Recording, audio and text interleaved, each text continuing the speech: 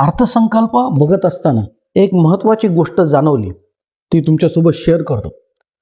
भारत सरकारला भारतीय शेअर बाजारामधलं जे वायदा बाजार आहे, ते वायदा बाजार ज्याला आपण फ्युचर अँड ऑप्शनचं बाजार म्हणतो, तो बाजार बंद करायचा आहे का?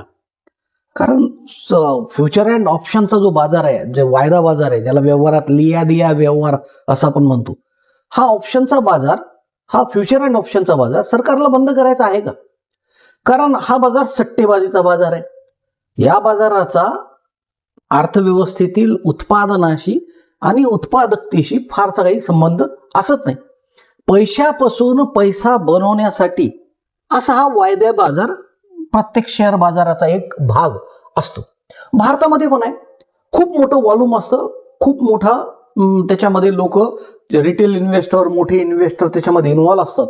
आणि पण एक गोष्ट आहे त्याच्यामध्ये की सर्वसामान्य जो रिटेल इन्व्हेस्टर आहे, अशा सट्ट्या बाजाराच्या नादी लागून आपले पैसे गमावतो. आणि याचं प्रमाण 95% हे जे आहेत छोटे इन्व्हेस्टर याच्यामध्ये आपले पैसे गमावतात.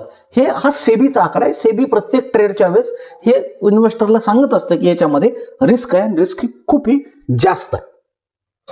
आणि त्यामुळे शेअर बाजार किंवा भांडवल बाजार हा जो निर्माण झाला, त्याच्या मागचा जो उद्देश आहे तो उदात्त आहे. नवीन उद्योजकाला भांडवल मिळावं, बिनव्याजी भांडवल मिळावं आणि त्याला त्याच्या उद्योगाचा विस्तार करता यावा, याच्यासाठी शेअर बाजार आहे.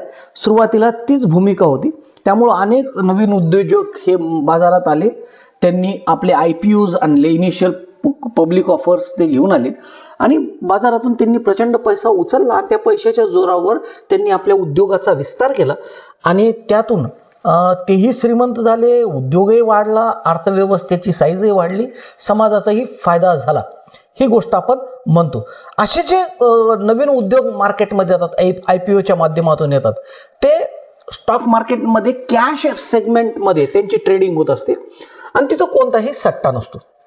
कॅश सेगमेंटमध्ये जर का शेअर्स खरेदी करायचे असतील तर तुम्हाला पैसे द्यावे लागतात. T+2 नियमानुसार, म्हणजे ट्रेडिंग झाल्यानंतर 2 दिवसांनी तुमच्या डीमॅट अकाउंटमध्ये शेअर्स येतात आणि तुम्हाला ते आयुष्यभरासाठी तुमचे ते ॲसेट असतं, ते संपत्ती तुम्हाला काउंट होते. त्याच्यावर तुम्हाला डिव्हिडंडही मिळतो, त्याच्यावर तुम्हाला बोनसही मिळतं, तुमचं भांडवल हे वाढतं. तो गुंतवणूकदारांसाठी फायद्याचा सौदा असतो आणि लॉंग टर्ममध्ये चांगल्या कंपनींमध्ये जे लोक गुंतवतात पैसे, त्यांचं कधीही नुकसान शेअर बाजारामध्ये होत नाही. पण तशी स्थिती फ्युचर अँड ऑप्शनच्या याच्यामध्ये नसते. फ्युचर अँड ऑप्शनमध्ये जो ट्रेड करतो त्याचा फ्युचर, त्या गुंतवणूकदाराचा फ्युचर हे खराब झालेलं असतं, खराब होतं असं म्हटलं जातं आणि ते खरंच आहे. सेबी त्याला रेकग्नाइज करतं. मग सरकारने हा जो बजेट आणलं, ह्या बजेटमध्ये सरकारने ह्या वायदे बाजाराच्या व्हॉल्यूमला कमी करण्याची खेळी सुरू केलेली आहे का? कारण त्यांनी फ्युचर मधला जो STT आहे, सिक्युरिटी ट्रान्झॅक्शन टॅक्स जो आहे, तो वाढवून एकदम 150% वाढवला. जो 0.02 एवढ्यावरून 0.05 एवढा केला. म्हणजे याचा अर्थ निफ्टीचा एक लॉट घ्यायचा असेल तर साधारणतः तो ट्रेड ब्रेक इव्हन करण्यासाठी त्या ट्रेडरला 477 रुपये हे करावं लागेल. म्हणजे ज्या किमतीला घेतला आणि त्याच किमतीला त्यानं जर का तो ट्रेड विकला निफ्टीचा एक लॉट घेऊन, तर त्याला 477 रुपयाचा ब्रेक इव्हन लागेल. आणि त्याच किमतीला जर का विकत असेल तर त्याला तेवढं लॉस त्याला भरून द्यावं लागेल. म्हणजे सांगायचा मुद्दा आहे की याच्यामधले ब्रोकरेज वगैरे सगळं पकडून 477 आहे, परंतु नुसता STT त्याच्यामध्ये 325 रुपये एवढा प्रचंड आहे. आणि त्यामुळे तो सौदा, तो जो ट्रेड आहे, तो प्रॉफिटमध्ये आणणं हे फार अवघड जाणार आहे ट्रेडरला. आणि ती गोष्ट लॉंग टर्मसाठी गुंतवणूकदाराच्या हिताची, त्याच्यापासून गुंतवणूकदार हे बाजूला सरकतील आणि खऱ्या गुंतवणुकीकडे येतील. तसंच ऑप्शनवरही सरकारने केलेलं आहे. ऑप्शनवर सरकारने 0.1 वरून तो जो कर आहे, STT आहे, तो ऑप्शनच्या प्रत्येक लॉटवरचा तो जो STT आहे 0.15 एवढा केलेला आहे. त्याच्यातही त्यांनी भरपूर वाढ केलेली आहे.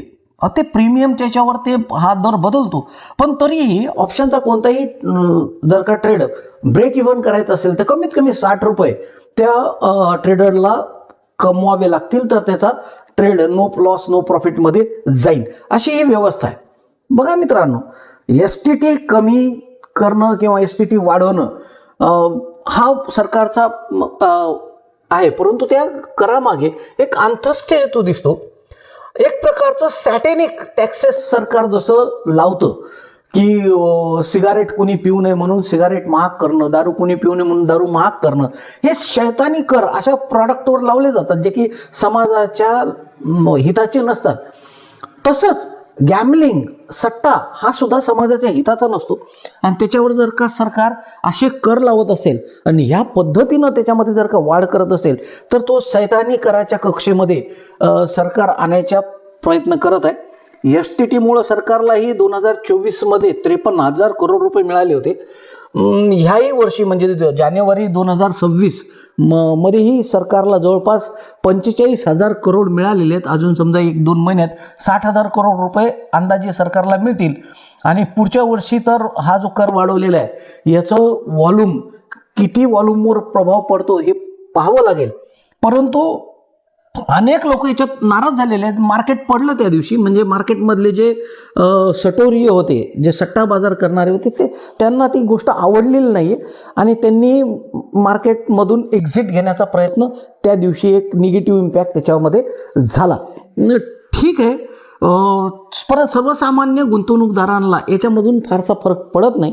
फक्त जे सटोरी आहेत यांना निश्चितपणे याचा फरक पडतो. जे टीव्ही चॅनल्स आहेत त्या टीव्ही चॅनल्सला याचा फरक पडतो, कारण टीव्ही चॅनल्स ट्रेडिंगला प्रोत्साहन देणारं चॅनल असतं, आणि जे ब्रोकर असतात त्या ब्रोकरवरही व्हॉल्यूम कमी झाला की त्याच्यावरही याचा वाईट परिणाम झाल्याशिवाय राहणार नाही.